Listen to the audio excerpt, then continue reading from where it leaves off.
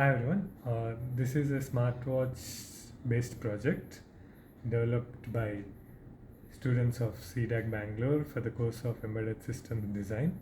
The title of the project is IoT Smartwatch Prototype based on ESP32 and FreeRTOS. This is just a small brief video to cover all the important points for future reference. Okay, coming to the first part, the code part. The code has been developed in Arduino 1.8.19.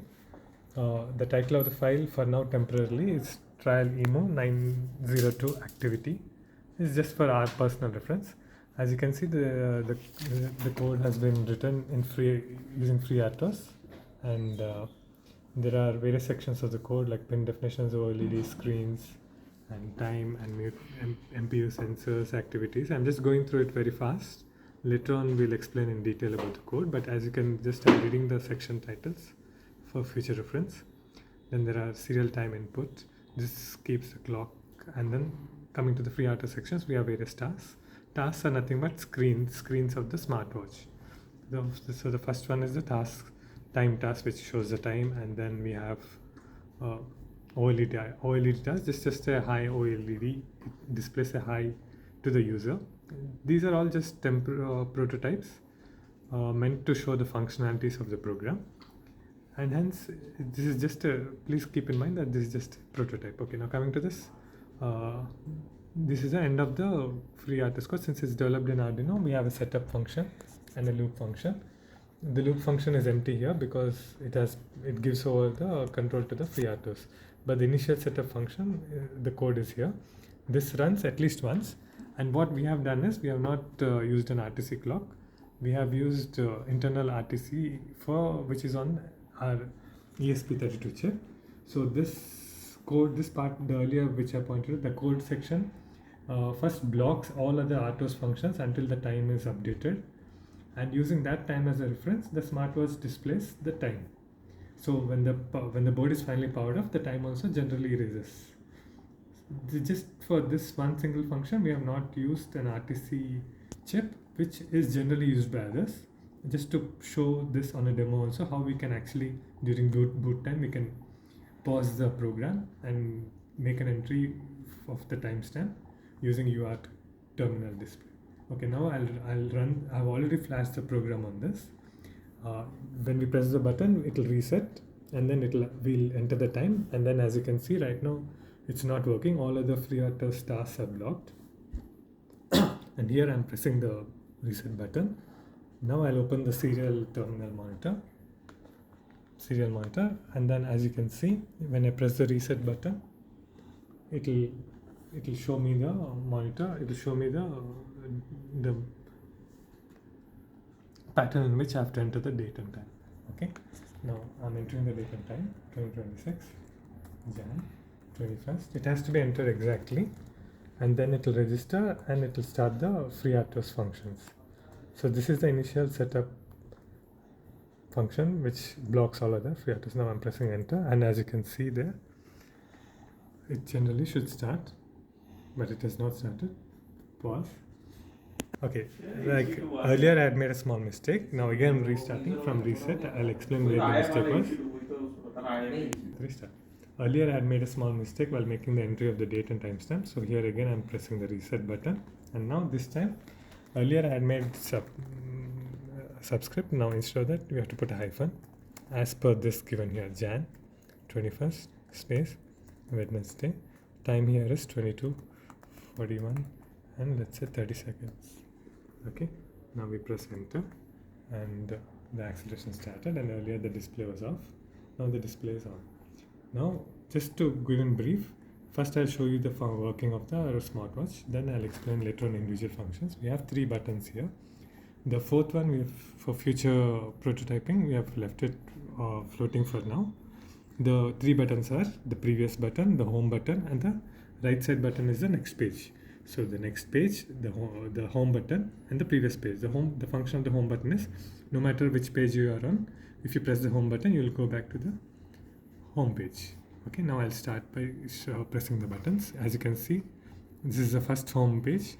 We have the date, we have the day, and the time. The time, if you can see, the seconds are updating correctly. So the OLED it is taking full full capability of the OLED display, taking into consideration the speed of refresh rates.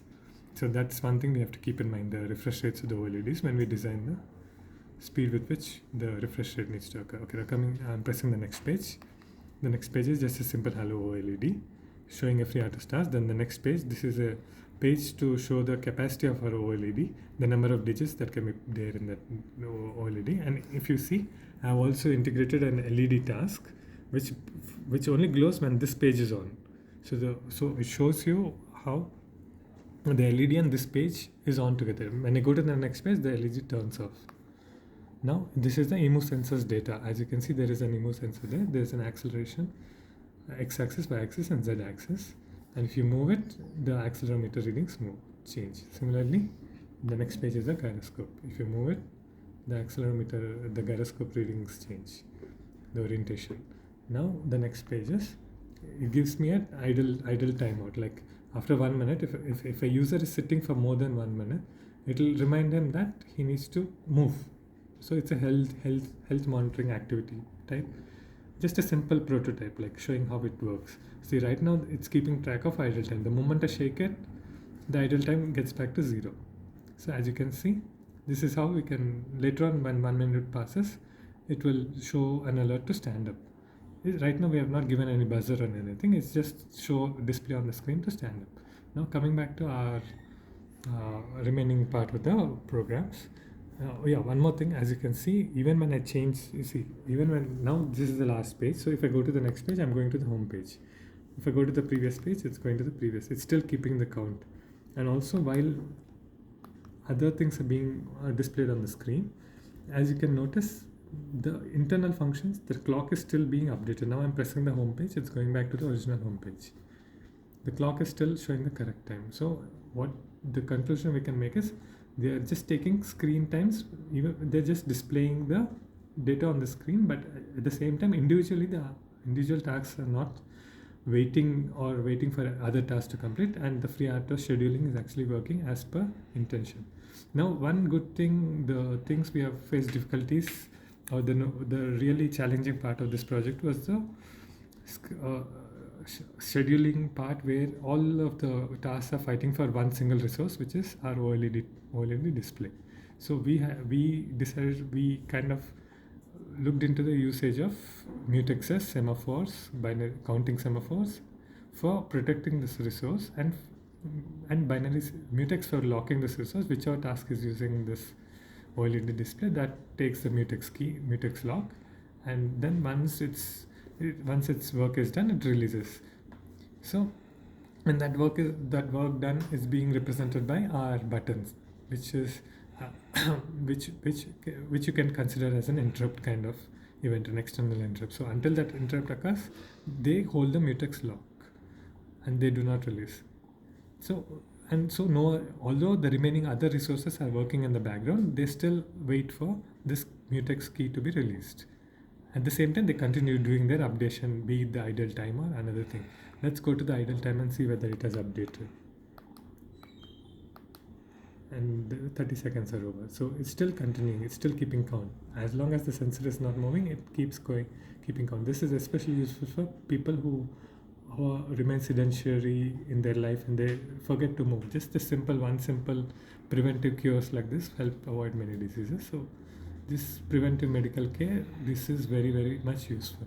Now coming back to other concepts, like this, for future reference, we were planning to use this for mosquito protocol based communication. This one has Wi-Fi, so we were planning to use it to publish the okay.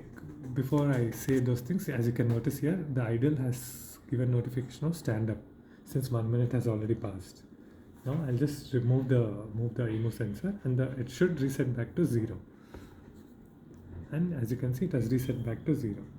So it's a good reminder for people to stand up. Now coming back to the future reference of this project, there are various things that can be done, be it like graphical interface for these gyroscopes or other things. Then, as earlier I was mentioning Mosquito, we were planning to make it an IoT based smartwatch wherein all this data would be published to online AWS account server, and in that where all the machine learning or other activities can be deciphered or analyzed, and AWS in turn can publish, which this ESP32 can subscribe to the analysis reports and display it to the user. The best part about it is about this is this data which is published by ESP32 to AWS, which is a subscriber, can be logged for months together, and based on that patterns can be found out and health reports can be generated, which would be very useful for the wearer or the user. And as you can see, I have used the word publisher and subscriber, and the point is the ESP32 is the publisher and also the subscriber. And same way AWS also is the publisher and the subscriber, and it's all working in real time. And one best use case for this can be it can be a smartwatch worn by patients in hospitals, and all the movements of the any sudden alerts or anything can be generated and gathered in real time. And since it's an IoT based, it's low it's low head low it's low load capacity, low energy and low load frame, let's say, during communication, and which helps to keep many smartwatches with one broker itself. Like one broker can handle many smartwatches, and using AWS dashboard and alerts can be generated, which is very useful for real time in comparison to web server based dashboards. Like, this is the general information about this project. Okay then, thank you.